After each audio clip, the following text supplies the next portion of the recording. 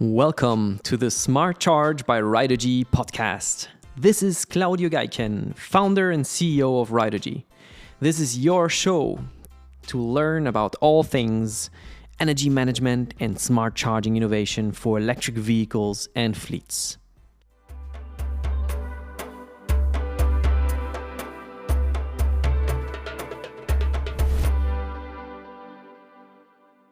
Today's episode is about the hard reality of electrifying road freight. It's not a single technology switch. It's a full operating system change. Vehicles, charging axes, routes, utilization, and financing, where the weakest link determines whether the business case holds. My guest is Matteo, CEO of JUNA.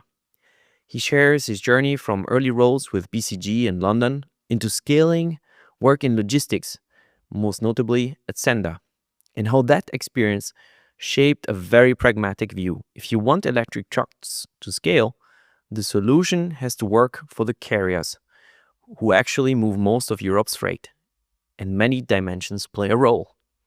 We then unpack what JUNA is building and why, reducing risks for fleets, structuring viable commercial models, and making charging a workable reality across depot charging, public charging, and the emerging in-between world of semi-public shared infrastructure.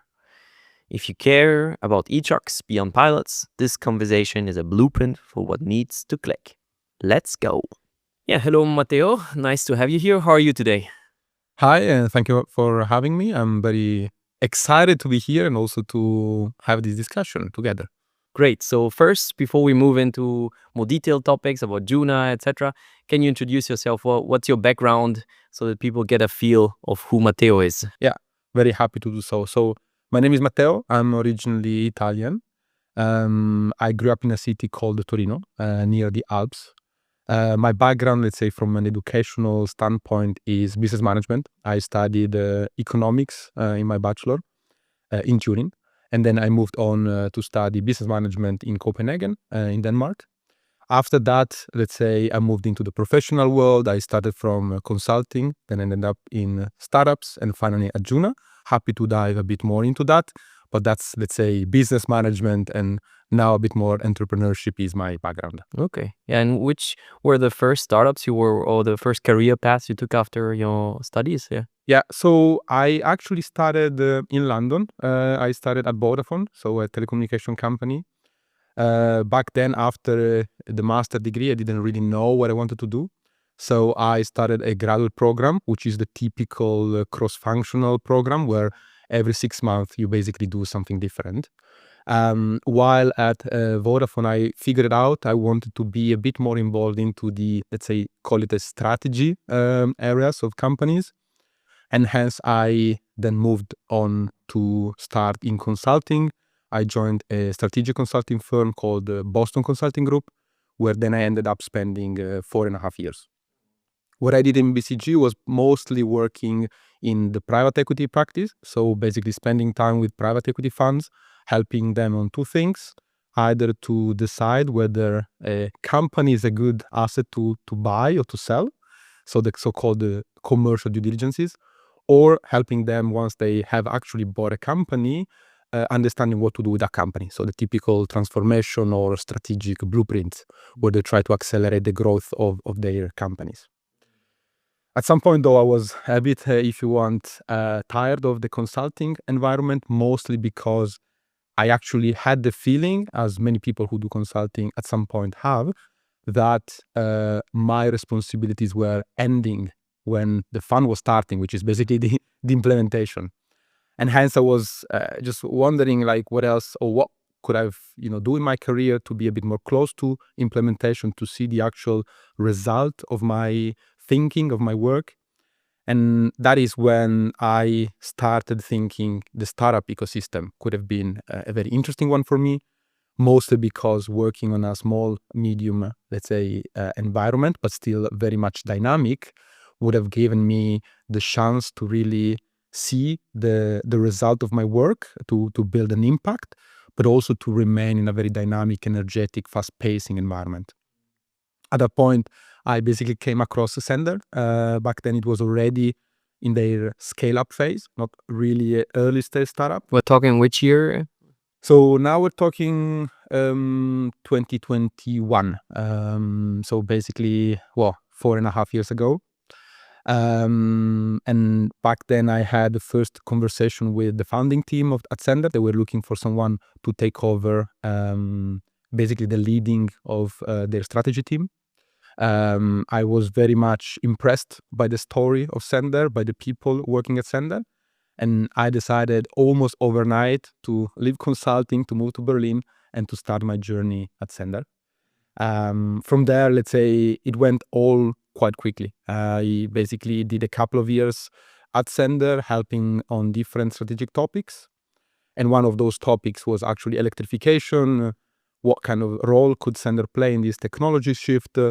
And from there, basically, it started the work on JUNA, the discussions with Scania, and let's say then I took the ownership of launching the company, and from there also setting up the operations.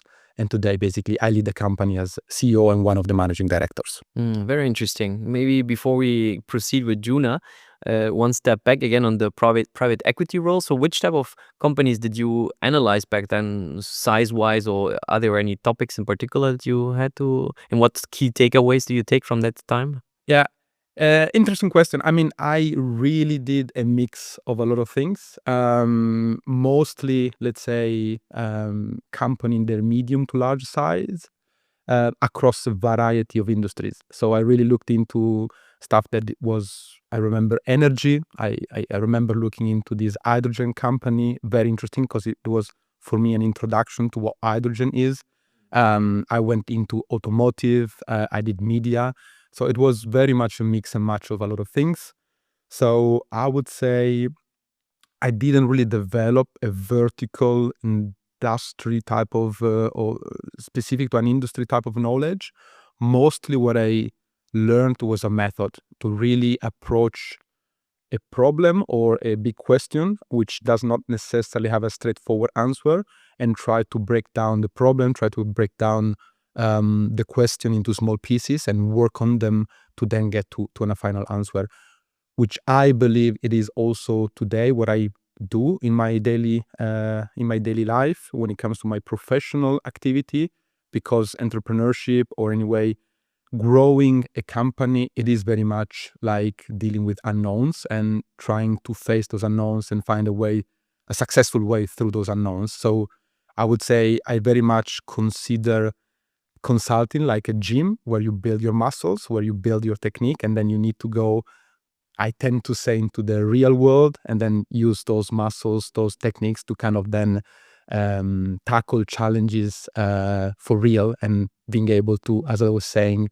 also look into the result and the implementation of your work. Makes sense. Yeah, and for Sennder, so you started working directly on e-mobility, that or strategy, then e-mobility. And how did you get to the conclusion of that building JUNA and also with Scania was a good idea? What was the origin story then of JUNA? So basically, at the beginning, I was tackling for Sennder a variety also strategic topics. But there was one specific point which was in the mind of David, the CEO, and one of the co-founders, which was how does Sennder position itself when it comes to technological shifts.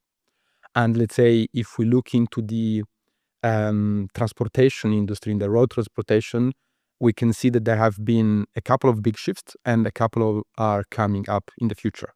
So of course, Sennder was built on the digitalization, which is a very, let's say, transformative shift of the transportation industry. And the next shift that, let's say, Sennder was looking into was back then the electrification. And then if we were to look into the future, of course, then we would have autonomous at some point.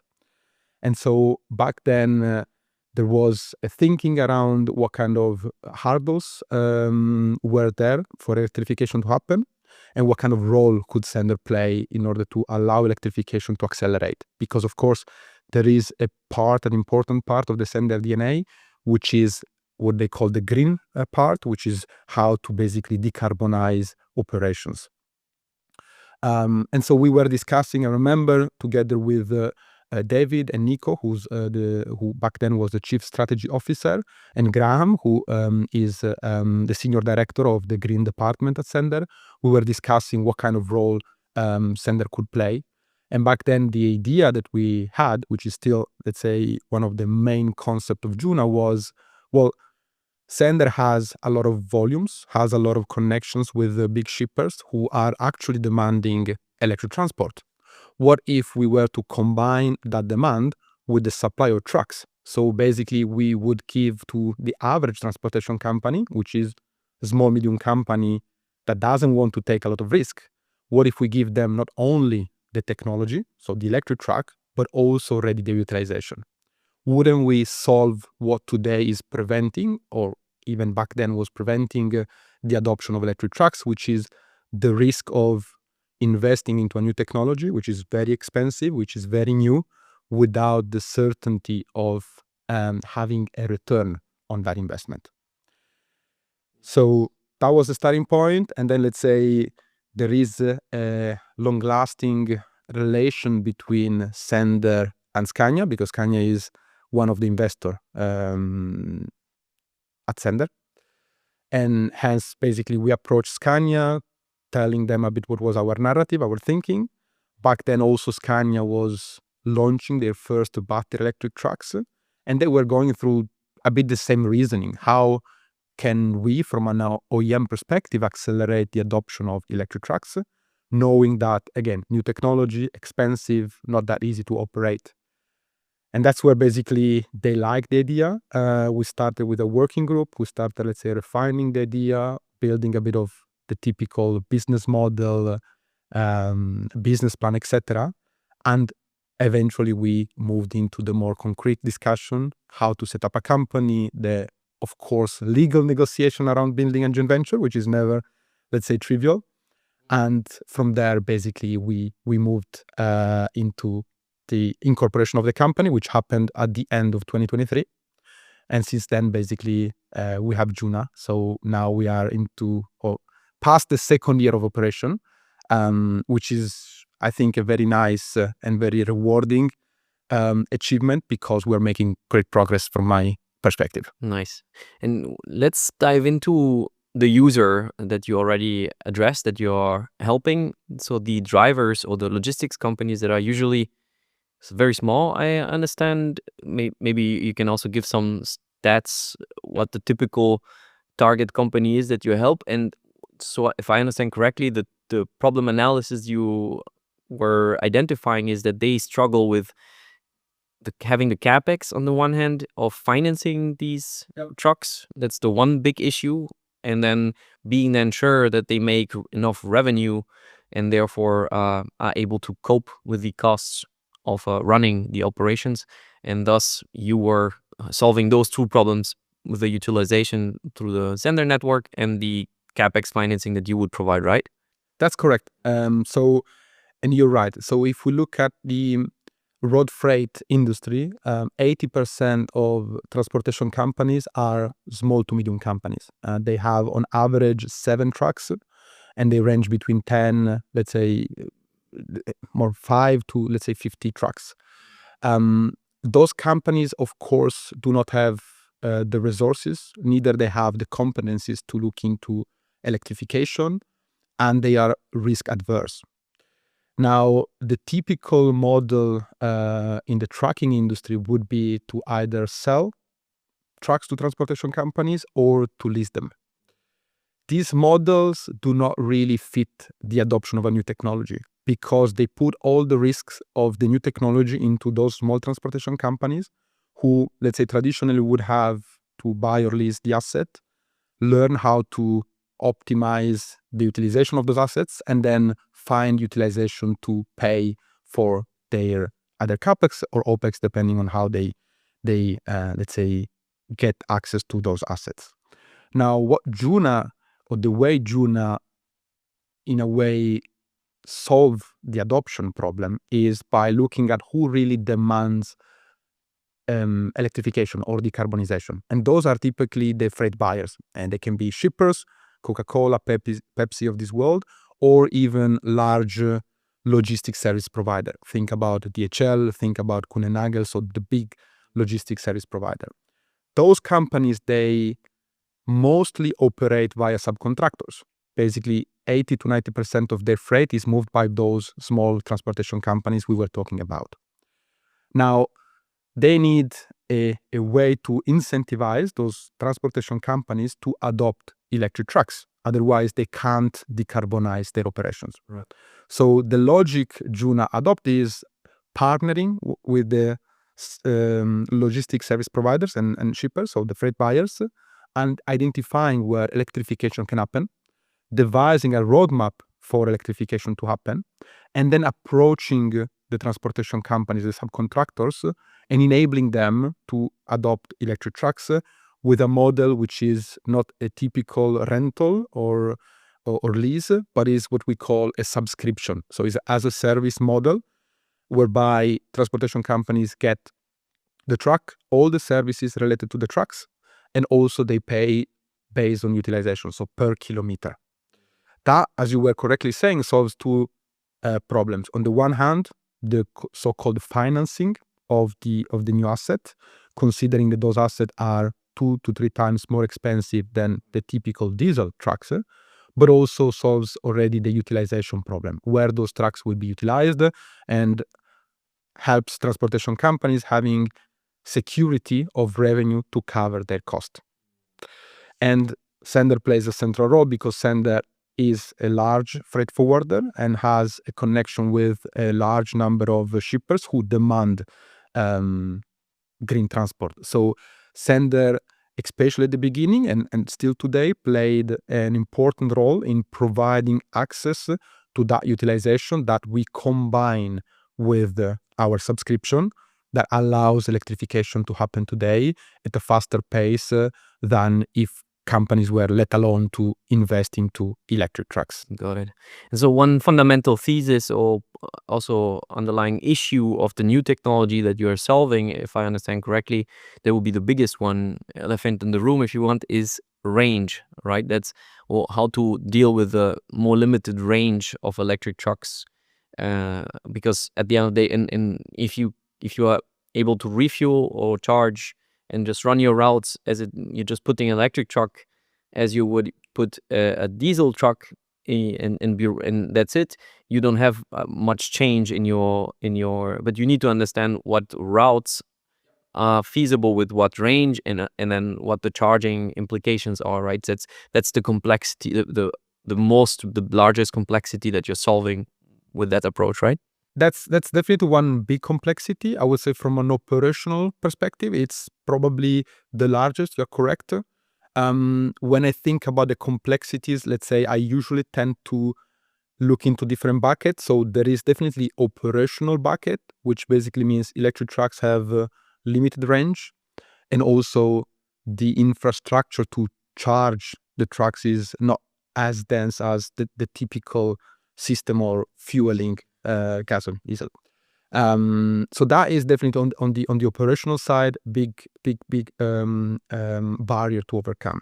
Then of course we don't have to forget the financial barrier. So the fact that those trucks are more expensive when it comes to the CAPEX, so the cost, but also when it comes to operating them, when it comes to the operational expenditures, they need to be used in a certain smart way in order to basically realize competitive operational costs. So with our model, if you want, we tackle both because we find on behalf of the transportation companies the lanes that we know can be electrifiable from an operational standpoint. So we know the range is not too long, or there is a refueling station or recharging station in between.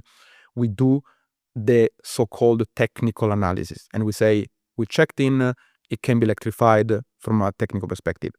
The second layer, which is extremely important, is also solving the question, is it also Utilization.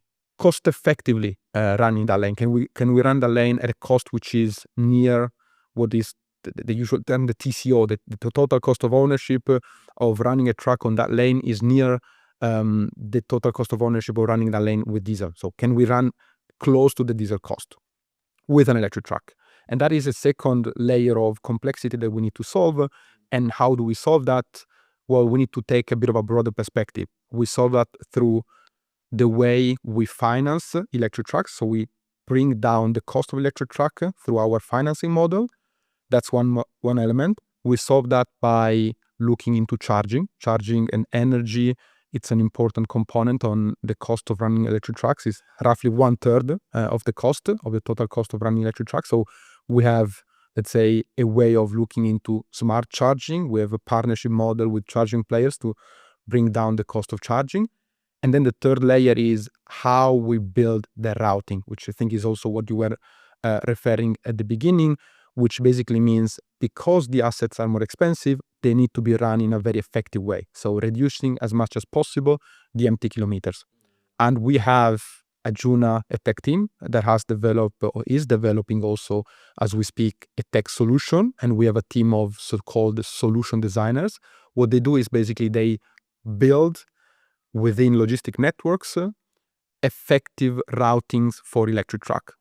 Basically, ensuring those electric trucks are as much as possible fully utilized and looking into the way electric trucks are used so that utilization help the business case and help the cost of operation to go down. Yeah, no, I love this breakdown. I think we did a great overview right now. We can deep dive a bit more in the third categories. I think also would require a little bit of context setting for people that are not so familiar with the logistics industry. It will be very interesting to understand how does it happen today? What's the status today? Is it as simple as saying a truck has an order, they need to run that order from A to B, and then they just go back to their point A empty, and that's 90% of the cases? Or is it is that a caricature, and where are you trying to get at eventually, that they do more A, B, C, D type of route before getting back to the depot type of maybe you can get some more context there. Sure, and the reality is that there is no let's say a one size fit all type of answer, because it depends on the characteristics of the market. I give you a clear example. In Germany, and from next year also in the Netherlands, electric trucks don't pay tolls on highways. That basically means that, and also diesel trucks, they pay a very hefty tariff per kilometer, roughly 34 cents on highway. Now, that basically means that to find the best business cases, or one of the best business cases, is actually to make electric trucks running as much as possible full on highways, which basically means maximizing the time of a driver spent driving on a highway with an electric truck. This basically means that we prioritize long or longer, let's say, distance lanes that run up to 400 or 500 kilometers one way, mostly on highways. This also means, though, that the truck has to come back, and if it comes back empty, you have a lot of inefficiency, because a diesel truck will not come back empty. The diesel truck would continue maybe doing another load, maybe not even coming back, maybe would go somewhere else because it's flexible enough that can pick another load and move somewhere else. With an electric truck, you need to know where the truck is going, because you need to know where the truck will charge at some point, either during the day or at night, which basically means you build those loops which are 100% completed, or as much as possible, or as close as possible to 100%, and you try to build those loops on highways so that you maximize the saving in cost that electric trucks can give you. In other countries, this is not the case. In other countries, if we run on highway extensively, we don't have an advantage. I give you the example of, for example, Italy. And in those circumstances, for example, what we're seeing is that it's more cost competitive to reduce the number of kilometers, but to increase the number of shipments, so that we prioritize operations where we do a frequent A to B job. So the trucks move frequently A to B. It goes one way full, it comes back empty, and by coming back empty, it saves time to do another loop, another shipment. So that in that case, what we do is we optimize the number of shipments, and we split the cost of the truck, the high cost of the truck, on a high number of shipments. So depending on the market conditions and depending on also not just highways, but also cost of energy, depending on the cost of the trucks as well in different markets, we have developed a different strategy that would allow us to build those smart routing which are suitable for electric trucks with the intent, with the scope and the goal of bridging or closing the gap as much as possible between the cost of operating an electric truck and the cost of operating a diesel truck. Makes sense. And then on the second category, the charging, and then maybe before that, you said a third of the cost is charging, and a third would be CAPEX, and then the other third is Typically what we call the carrier or the transportation company cost. So think about the driver, the trailer and their fixed cost, but mostly would be then the driver. And so on this third of the cost of the charging, what are the ways you help these companies? Is it so you said you have partners for the depot charging infrastructure setup, I imagine, and then the second would be on public. You have partnerships with charge point operators, CPOs or MSPs, so the carding or app. What's the approach for the two scenarios of charging? Yeah, that's correct. So basically we work with the partners in both, let's say, the verticals. So vertical, let's say one, which is the second you mentioned, public charging. Maybe some of the listeners would be surprised to know that there are in certain markets actually a rather high number of charging stations for trucks. Now, I'm not saying that number is enough to electrify road freight. We are barely at the beginning. We're scratching the surface. You mean exclusively like the Milans of this world, or you mean that could be used by trucks in general also for? It's a good point. So there are two categories. So there are the so-called, we call them truck built. So those have been built for trucks. You mentioned Milans, which is definitely one of the leading players in this segment. Also BP, Aral has developed stations for electric trucks. We've seen also Shell playing into these verticals. So there are both traditional incumbent players coming from the diesel world and, let's say, newcomers in a way, building stations for trucks. Those are the typical stations that can fit both the trailer and the tractor together, and they offer the best experience for charging because they are exclusively thought and built for trucks. Then there is another category which we call the so-called truck-friendly stations. Those would be stations where, let's say, the intention when they were built was not to host electric trucks, but only passenger cars. But because of the power of the infrastructure and because of the physical space, they can also fit not the tractor plus the trailer, but the tractor only. Yes. Of course, those instances, or in those instances, we need to be a bit more careful. We need to always have a certain agreement with the CPO that we can use those stations, because we don't want to, from a safety reason, but also from an operational reason, we don't want to disrupt the normal operations of those stations. But today, there are a number of instances where CPOs would allow tractors unit to charge at stations which were built for passenger cars.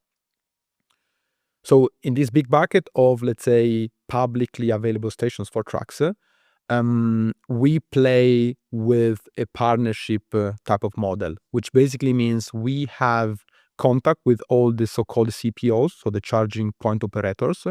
We work with them to identify which stations are available and where. We have our own database of stations, which we maintain together with those CPOs.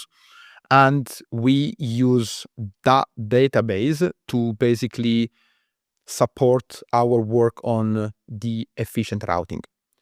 The other thing that we do with that database is basically having an idea, an understanding of how much utilization we can bring to each and every CPO, and discuss with them how we can bring down the cost of recharging at their stations.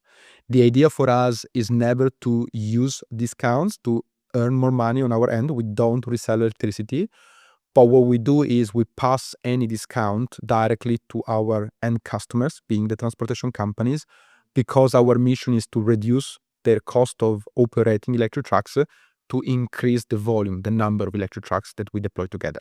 Nice. Second bucket, is depot charging, on-site charging. Here also we have a number of partners in our ecosystem, and what we do is we work with them to, let's say, first assess, does it make sense building a depot charging infrastructure, depending on the utilization case that we have. And if so, basically we build together the business case, and then we let them build and or manage the charging station, because we don't have, it's not a competence that we have internally at JUNA.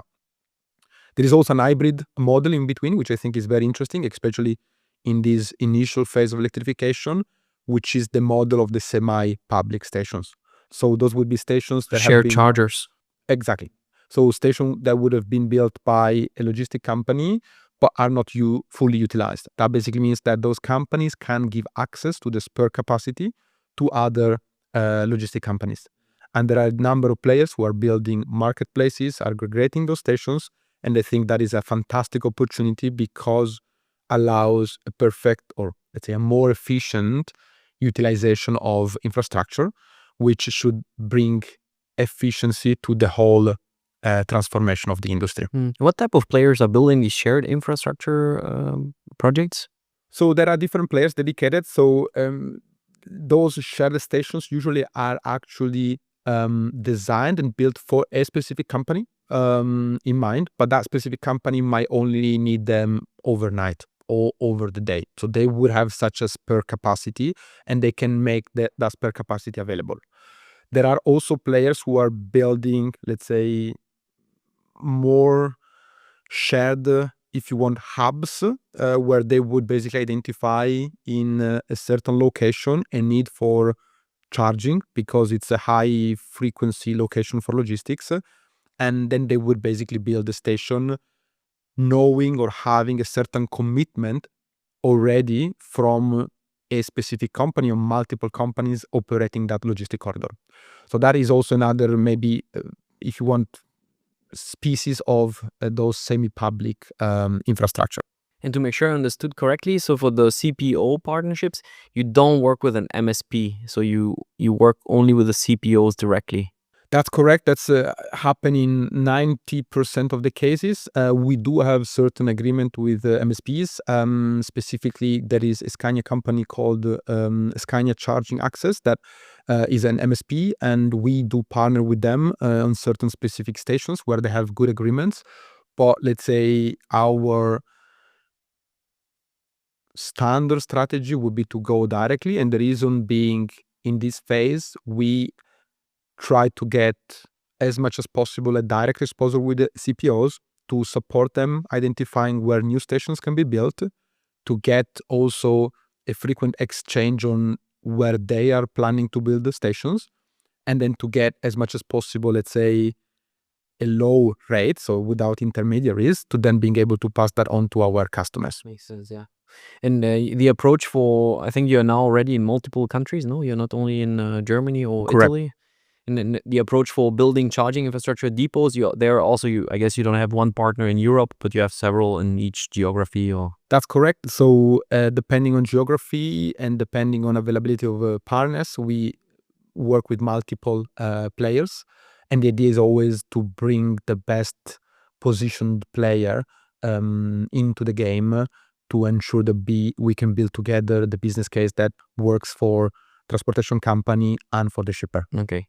And let's talk about, so you said you created a company in 2023. What's been the reception of the market? So how are people, transportation companies, reacting so far? What are the hurdles and objections, challenges you're facing, and how are you addressing them? So when you were like phrasing the question, it came to my mind the very first electric truck we brought to the road, onto the road, which happened soon after we incorporated the company.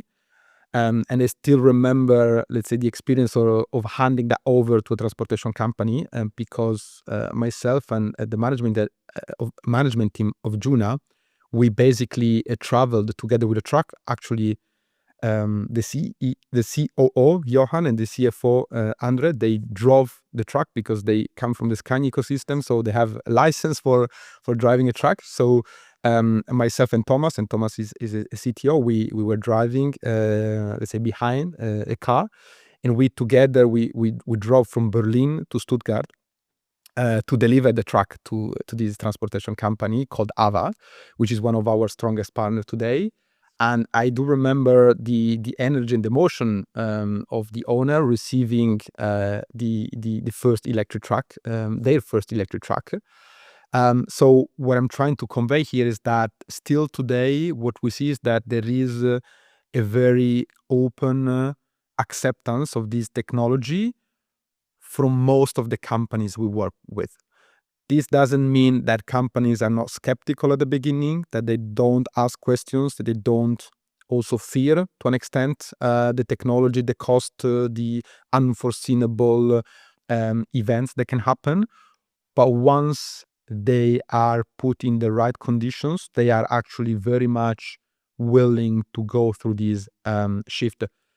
And there are two reasons. I'm not naive. There is definitely a sustainability type of reasoning. I really think there are a lot of companies in transportation that they think and they want to, let's say, bring that decarbonization to the table, to that element, because they do understand that what they do, their service is fundamental for the society, but it does have an impact on the world. So yes, sustainability is a big, of course, driver. And the second driver is they understand that to become and to remain competitive in the market, a market that is very much cost-driven, they need to also distinguish themselves from their competitors.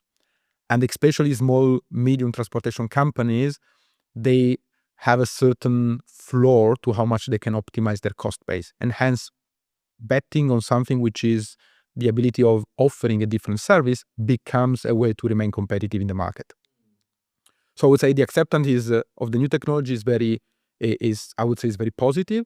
And specifically, I would say our model seems to be very much answering the needs and the questions of transportation companies. Because until now, whenever we had the case of a demand commitment from a freight buyer, and then we talked to either their transportation companies or we brought in a transportation company to do the job, we never, let's say, received a decline. In the moment, transportation companies are, let's say, supported. They are given the asset, they are given the demand. They are very much open, willing, and proactive to operate. And then when they go into operations, they actually take all the responsibilities. If there are problems, they know how to behave. Obviously, it's transportations and transport operations is their field, and they become extremely attentive to ensure that the project develops in a positive way so that it can be prolonged, confirmed, and they can also grow their fleet of electric trucks. Nice. And the most used use cases for these trucks, I mean, there are many, can be long haul or more the middle mile or the distribution. So in different types of use cases or sectors, what are the mostly used right now since you started? Which are the typical use case of the 80-20, if you want to put it Pareto? Yes. So today, let's say, when it comes to where we have deployed trucks, I would say mostly we do what I would call regional distribution or regional haulage, which basically means regional distribution is typically a hub and spokes type of operation. So the truck every morning start from the same hub, and then depending on availability of loads, it would move to different destinations. Or regional distribution, meaning the truck would actually do AB and then BA within the same day, every day.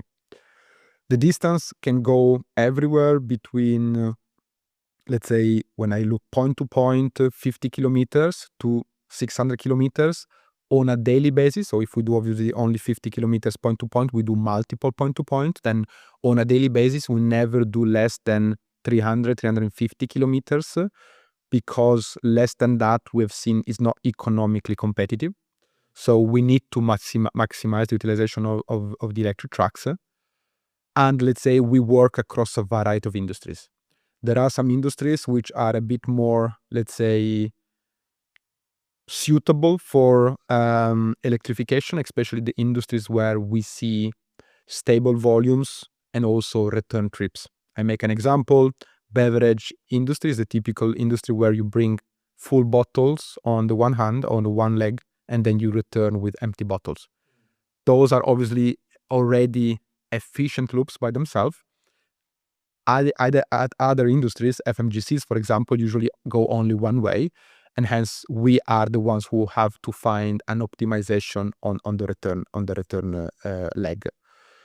But let's say we do both customer or consumer facing industries where the ability of also using the transportation and the green transport as a marketing, as a communication lever is exploited. So we work with consumer facing industries, but also with industrial industries where sometimes the cost of transport on let's say, or the contribution of the cost of transport on the cost of the final good is lower than in consumer faced industries, and hence there is a slightly higher acceptance on higher cost of electric transport. Got it.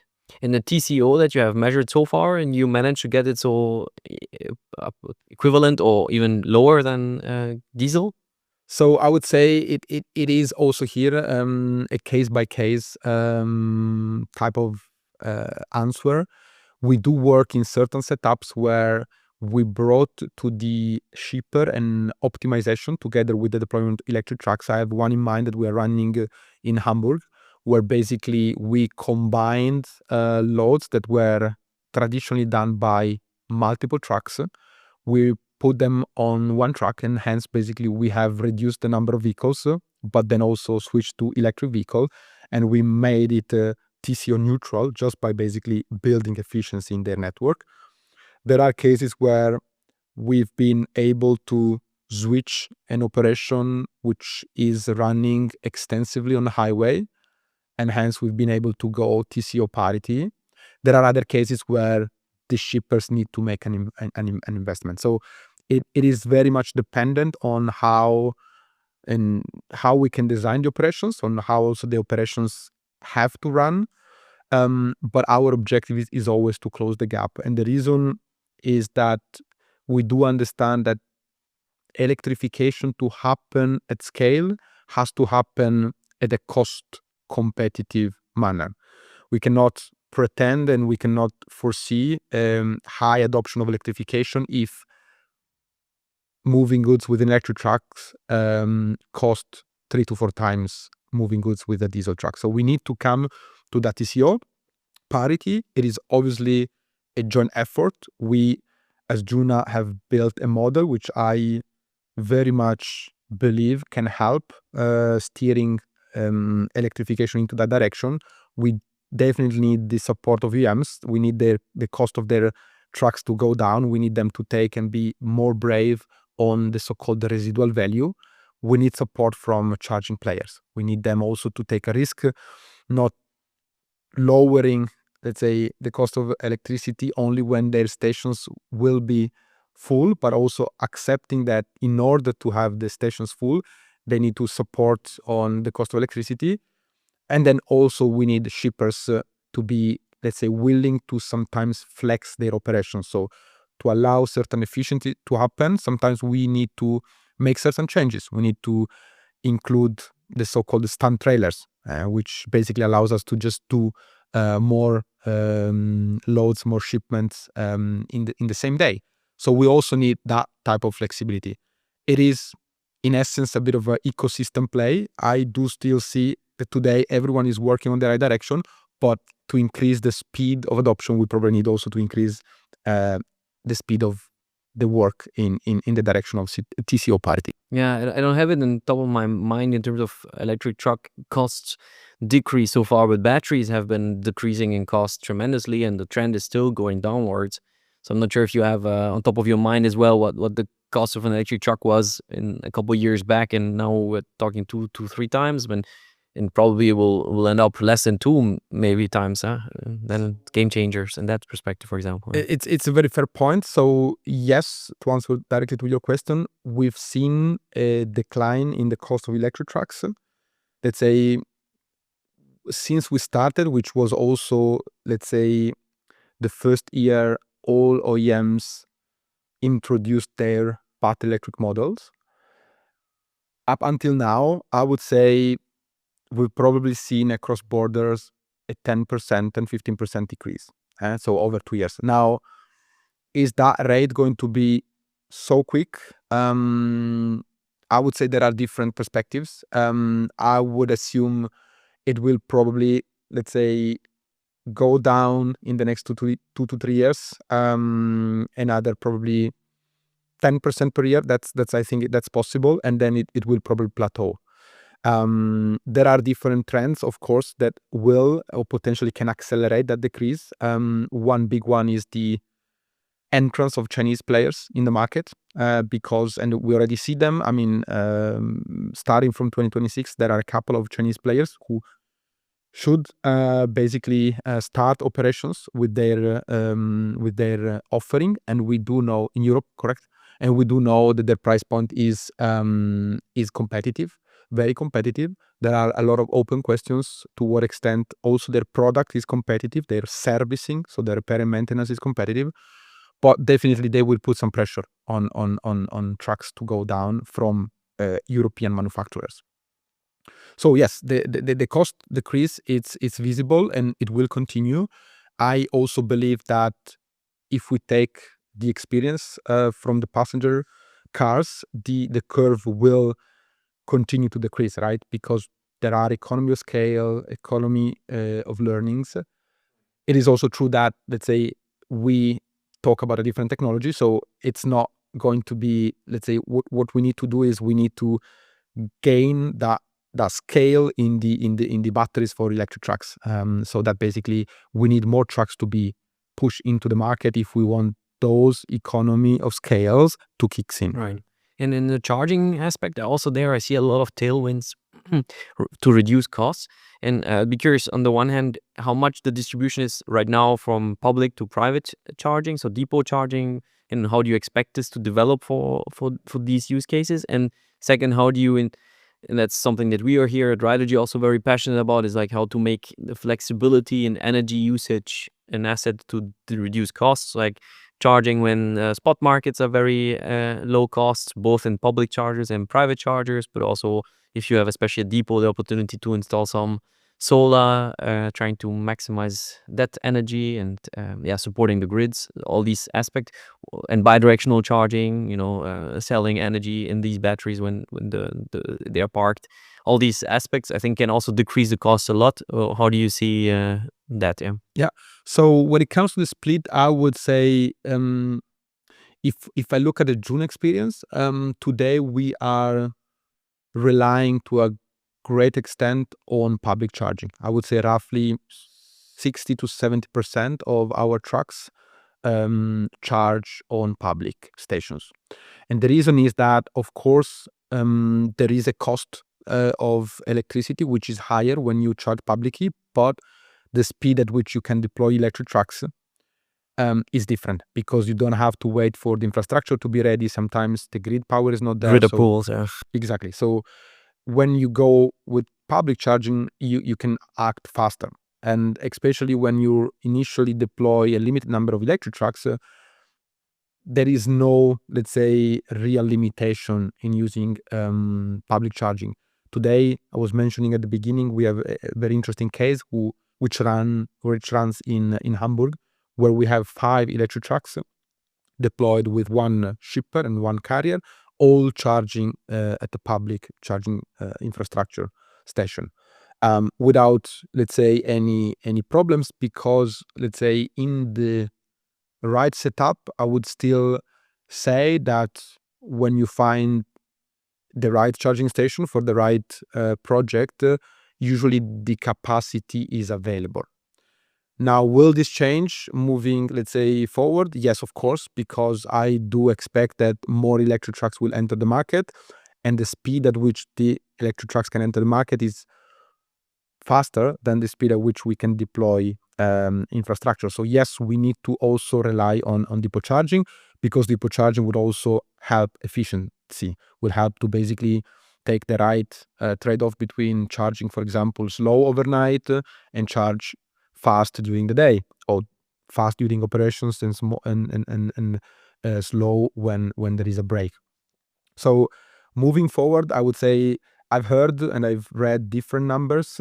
I do believe depot charging will play an important role depending on the type of operations. So depending if we're talking about regional or long haulage, it can play anything between the 40 and the 60%, because of course it is highly reliant on availability of a depot at the end of the operation. So the trucks need to run close to the depot and need to return back to the depot. And do they all have a depot? And that's an interesting question as well. Like, do most transportation companies have enough capacity as well to install chargers at their depots? That's one point. Do they have the depots? Are the depots also located where they run the trucks? Sometimes transportation companies run trucks kilometers away from their depot, and hence the trucks do not go back to the depot. Makes sense. It is also true that within the bucket of depot charging, you can also consider the chargers that now shippers are building at their warehouses. So definitely depot charging will play an important role. Today it is also playing an important role. We work with a number of transportation companies who are making the investment, and let's say we definitely see that this investment pays off if the infrastructure is well designed, is right sized, and is also used efficiently. Going back to your point on, for example, dynamic charging, bidirectional charging, those are definitely concepts which are extremely important in the industry. I would think that that's where you build the value as a charging player, the software part, the ability of building an infrastructure which is not only the charger connected to the grid, but also placing a battery, placing the PV, and then playing with all the different assets through basically the charging management systems. Today, what I see is that in the industry is catching up on that point. So, for example, in public charging, dynamic pricing is not yet a thing, and hence also the way I know CPOs are designing their pricing strategies to cover their highest cost, because they cannot foresee the demand, they cannot really yet do the dynamic pricing the way they would like to do. But I know that they are all working on that direction. So I'm confident that not only infrastructure will become more available, but also that the way infrastructure will be used and optimized will bring down the cost of energy. That makes total sense. And one point you raise as well that I, at least in my conversations, got often is we cannot use public chargers because it's not reliable. But you seem to suggest that from experience, you don't see any uptime jeopardization if you have to rely on public chargers. They're usually usable, right? You don't need to have the ability of reserving them is often also mentioned. How do you look at that? Yeah, it's a good point. Reservation is definitely a hot topic in the industry. I would say today, from experience, is more like a psychological point and not an actual point, meaning we often hear shippers or freight buyers, but even transportation companies asking ourselves, what if the station is occupied? What if it's not available? In most of the cases, this is not going to happen. And anyhow, when we design a project, we always check with the charging point operator to what extent that station is usually occupied, given historical data, in certain windows. So yes, it is something that we take into consideration, availability, but today I would say booking is probably not needed given the number of trucks on the road. In the future will be needed, especially on certain operations where being on time is extremely important. Think about e-commerce, think about automotive. So definitely we are also collaborating with CPOs to ensure that they get our input when it comes to building the slot booking systems. But as a general concept today is not probably the bottleneck in charging.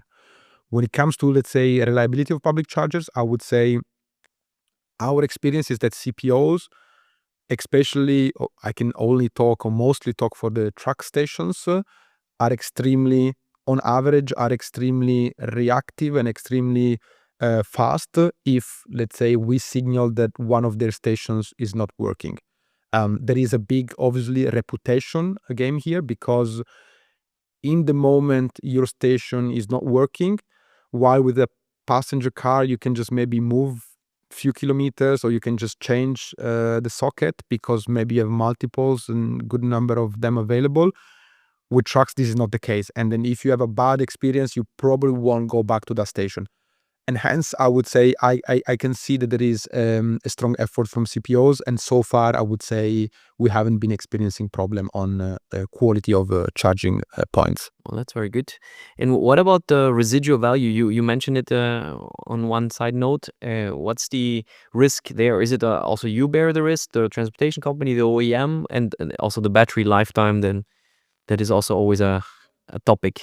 Yeah. So in our model, and also how I see the industry, let's say, moving, residual value is something that either, let's say, stays in the hand of the OEM. So typically this would happen if we have a leasing, or in our case, with our e-truck as a service model, we take back the truck at the end of the assignment. So we bear the residual value risk, but then we have agreements with the OEMs. So that is the one way, or the other way would be companies buying electric trucks and then having the residual value on their books. I think the industry will move in a direction where residual value will stay with the OEMs. So basically the e-truck as a service model will become the main model, where the ownership of the asset stays in the hand of the OEM, or in this case of JUNA, and JUNA has an agreement with the OEM, because there is a value in the asset once it goes back, which is higher than the residual value there used to be for diesel trucks. Diesel trucks in the end are iron, if you want to simplify extremely. So once they go back, let's say the actual value is quite low, is quite limited. When batteries go back to the let's say, goes back meaning at the end of the life of a truck, the battery still has 80% of its capacity. But below 80%, unfortunately, is not suitable for transportation anymore. It becomes unreliable. But it can be used for other applications. Think about storage, which basically means there is a certain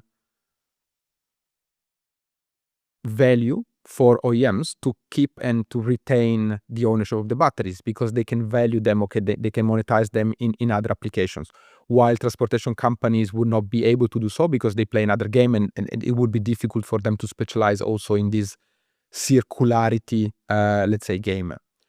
So my view is that OEMs would want to keep the value of their assets at the end of their life, so they want to basically have also this residual value risk. Now, where I do see potential to improve is the ability of pricing that residual value in the correct way and in a bit more aggressive way. Today, due to the limited experience, the limited number of trucks, all these buyback agreements tend to have a rather low residual value because it's a very conservative one. This basically means that the cost of what is paid in terms of truck is obviously most of it, so more, and so the delta also with the diesel then becomes even more.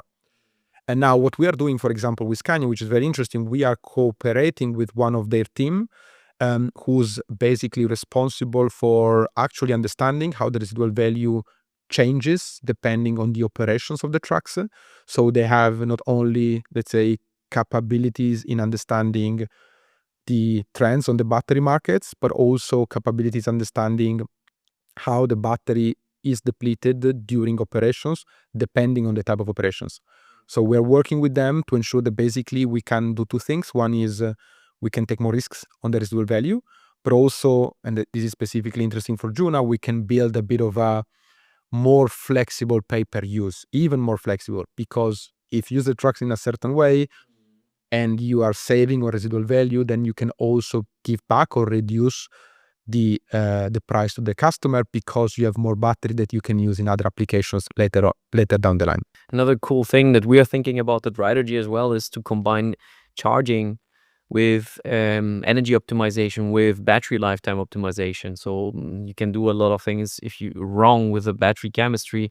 So considering battery chemistries, if you do the C rate or the temperatures of the cells, and consider what's the current temperature, what's the C rate or the SOC, you have also operational charging strategies that you can run, and you can then prove that it affected the battery in a positive way, and then therefore also the residual value better. Yeah. That's super cool. Yeah, it's super cool, and I think there is a lot of things which are going on in that let's say vertical, if you want. And of course, we are helping, meaning we try to put trucks on different type of operations, learn out of those operations, and then understand which operations are the most efficient. Also, when it comes to extracting value from the batteries. And I think we're still at the very, very beginning here, but I see so much progress, and it's such an interesting field that I'm very much looking forward to seeing what else can be done in that space. And I've seen on LinkedIn or on social media, generally, one of the key projects you were talking about with Gruber Logistics. Maybe you can share a few more context on that one.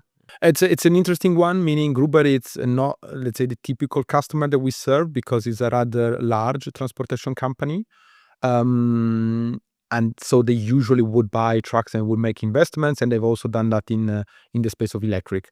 Where I think it was an interesting discussion with Gruber is that when we got in contact, they needed some additional capacity for some assignments which were rather on the shorthand. So they did not want to take the risk of buying assets, only knowing that those assets would have had a limited assignment. And also, let's say, one of the discussion I remember I had with Gruber was, yes, they are a large company, and by now they also have a lot of experience in electric and electric transport. But back then, they obviously said, when we look into electrification, we're also a small company. We also have only a few units. So we also, let's say, need, the type of support, but also the type of sparring partners to help us to grow faster. And hence, basically, we decided to deploy a few units together to basically give them the ability of answering to that short-term demand they had from a customer. And it was a very, let's say, fruitful and interesting discussion. We had trucks in operations for some time. Now we are discussing how to potentially increase the cooperation with the customers. And in general, for me, talking to, let's say, those companies who are traditional logistic companies, but are so much on the front row when it comes to electrification, is always refreshing, because it helps us also to understand how, let's say, how to even more precisely shape our value proposition to help the transition to happen. Yeah. And on that note, there is the Electro Trucker and the Nano Janssen company. What's your view on those type of companies and their story? Yeah, no, similar, I would say. To me, those are very positive stories. As I said, I feel refreshed when I see traditional companies embracing the change and also taking risks. Obviously, they have a strategy which is different from, let's say, utilizing JUNA. They buy assets, they take their own risks. But I think those are such great stories, because they really show how the industry proactively is trying to, let's say, embrace this change. And to be fair, those are good and successful use cases. And the more we can spread the good and successful use cases, the more I think we can turn a little bit the narrative. The electrification is not happening now, that is too expensive, that is too complex, and we can gather, let's say, the positive attention from the players in the logistics, but also from the regulators. And I think that would eventually just speed up the process. Yeah. And so you are Italian, now living here in Germany, and JUNA and Sennder are German companies. How do you look at countries to enter and geographies to serve, and which ones have better policy, regulatory incentives, and what's the factors where you decide, okay, now we enter that one? I think China is a number one. Is that even a market, or well, how do you consider? Let's say I would love to open an office in Italy, maybe somewhere in the south of Italy. Oh yeah, And nice. I'm just joking. I think it's gonna happen, or in the short term. But let's say, on a serious note, we see ourselves as a European player. So for the time being, we don't foresee anything which is outside Europe, and we believe Europe is a big enough market with a big enough challenge that we would have more than enough here to do. How do we look into different markets? Today is a combination of elements. Our North Star is always the so-called TCO parity. So what we do is usually we do two things. On the one hand, we take what we see being the freight rates. So how costly is to run diesel in a given country. Usually we use either the cost per kilometer when it comes to the more medium long distance, or the daily rates for the very short distance. And then we make our own business case when it comes to what would be the equivalent if we were to run electric trucks. And so, yes, we take all the elements in consideration. So basically the cost of the trucks, the service, cost of electricity, cost of tolls. So we take all the cost input, and that helps us with the business case. And then we look into infrastructure. How well developed is infrastructure? What are the plans from the CPOs to build infrastructure? And then last but not least, we look into, do we already have potentially partners or customers that we can, let's say, work together to find the first business cases to then launch the operations without starting with concrete businesses and not only with, let's say, the cost of a new legal entity. So yeah, the cost, the infrastructure, and let's say the business development opportunities. And for electric truck is similar to passenger vehicles in terms of electrification rate in Europe, where the Nordics and Norway is most advanced, Netherlands, and then the UK, and then the more southern you go, the less they are. I would say generally that's the case, which is also a bit unfortunate because, again, I'm Italian. I would love to see, let's say, a lot of electric trucks in Italy, but that's the case. I think there is obviously partly the two things are connected, right? So the more people are acquainted to the technology, to the electric technology on a personal level, the more or the less they are scared when it comes to adopting it also for business. So totally, yes, we see the Nordic countries driving the shift. Then we have, say, Central Europe, where I would say Germany did a great job, although lately has been lagging a little bit because Germany used to have a very Incentives, no? a very big incentive scheme. Then, I mean, it's debatable if the way it was built was the most effective and efficient one, but definitely was very interesting incentivization scheme. France now is coming up quite strong because the cost of energy is very low, mostly driven by the nuclear. And then, unfortunately, we have Southern Europe lagging a bit behind. I would say Nordics are probably going through their third wave of electrification when it comes to business. Central Europe is probably the second. Southern Europe is the first. Makes sense. And so you have a quite unique model. Nevertheless, in every attractive market, there are competitors. I think one that I think I know is Einride. What would you say is your USP compared to competitors? Yeah, it's a very interesting point. So Einride is also a very interesting story, super successful business. They are more of a transportation company, meaning they also do transport operations, and they also own a fleet. So to an extent, yes, we are competing with them on several customer discussions. They could also be a competitor. They could also be a customer of ours. They could also, let's say, take trucks from us. But let's say in general, the more, if you want, traditional competitors would be rental companies or OEMs that basically only provide, quote unquote, only provide assets. Now, what we do, which is different, and sorry, by the way, there are also more, let's say, also more e-truck as a service companies that also have a pay-per-kilometer type of offering that are emerging in different markets. In Germany, we have a couple of big examples, and then there are other small examples across Europe. In general, what is our very much unique point is this utilization element. So there are no players in the market who, let's say, Have a Sennder behind. have a Sennder behind, but let's say Sennder was, if you want the partner to kick off such a model, today we don't only gather utilization from Sennder, we work directly with other shippers, freight buyers, logistics service provider who give access to their utilization. So Sennder is still a super important partner to us, but now we are, let's say, on our journey to be basically fully independent. And of course, we will still serve carriers with utilization from Sennder, but the idea is that basically we have multiple Senders in our portfolio. And this element is something that, let's say, no one else has in the market, because, let's say, models such as Unride, they would also be the transportation company. So either they win the transportation contract, or they would not basically electrify a specific project. We don't have to win the transportation contract. For us, we are agnostic who is the transportation companies operating. We can sell with our model all or any type of transportation company, but we would help them to find utilization. So we would talk to the freight buyers to identify the utilization, and then the freight buyer can decide what transportation companies they want to, let's say, give the transportation contract to. We would work with them to enable electrification. Understood.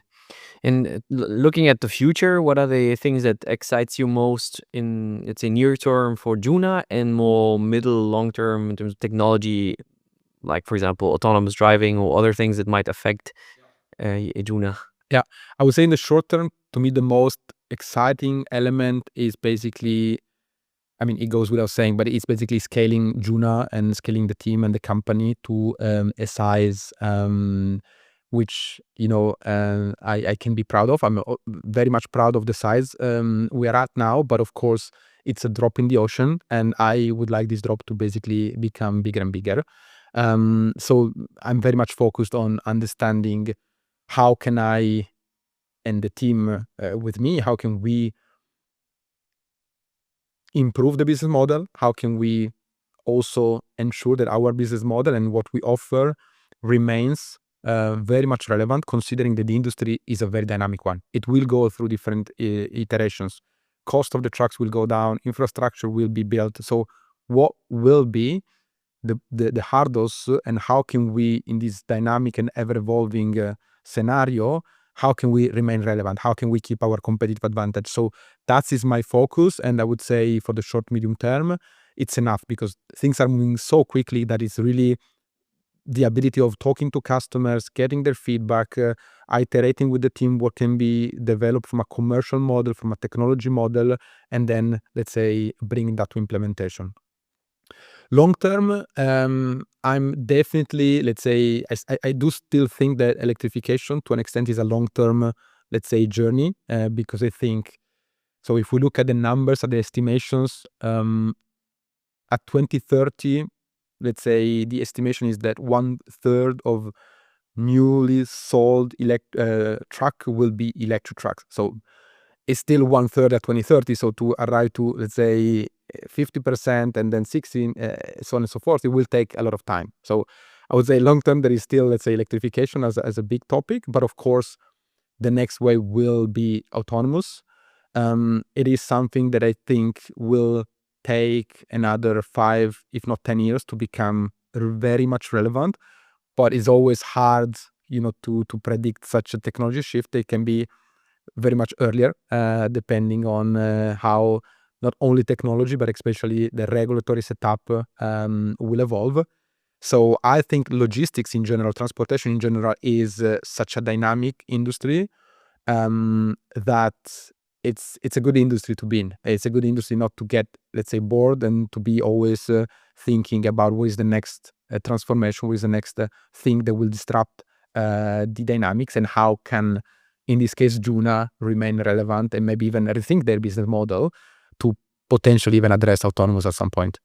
Yeah, fascinating. And as a last message for listeners, do you have anything special you would like to leave them with? And how can people reach out to you in general? Yeah. Well, in general, let's say what I would like to leave to the listeners is a way to get in touch with us.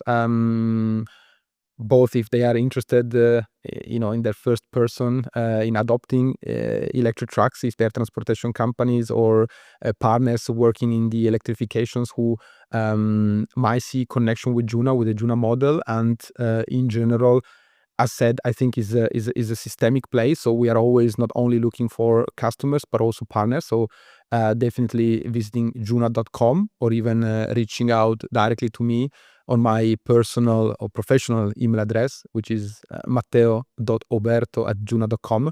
I will be very happy, let's say, to pick up a conversation.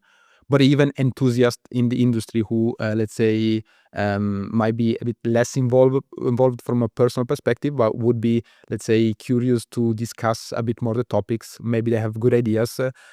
We are in general, and I personally am very much open to, let's say, given also my availability to, let's say, discuss, because it's a topic that passionates me besides, let's say, the office hours. So definitely reach out to us, not only to me, to the full team. We are, I think, a great group of passionate people, and definitely we are happy to discuss about electrification. Yeah, I could feel the passion. Thanks a lot, Matteo, and keep on trucking. Thank you very much. What I appreciate most about this conversation is how concrete it stayed. Matteo doesn't frame electrification as a hype cycle. He frames it as a logistics equation. If you cannot secure reliable utilization, predictable charging, and an economic model that carriers can trust, you do not have an electric trucking rollout, you have a demo. We covered the mechanics behind that equation, why depot charging is often the anchor, when public charging can work, and how semi-public shared stations can unlock scale by serving multiple logistics players. We also touched on the hidden commercial layer, subscriptions, pay-per-kilometer thinking, and the uncomfortable but essential topic of residual value and how battery performance over time shapes financing and risk. Before you go, 3 lines from this episode's worth keeping in mind.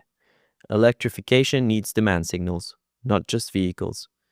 Infrastructure is not only a build-out problem, it's an operations and access problem. And the winners will be the ones who package trucks, charging, and commercial structures into something a carrier can run with confidence. Thanks for listening and keep on trucking.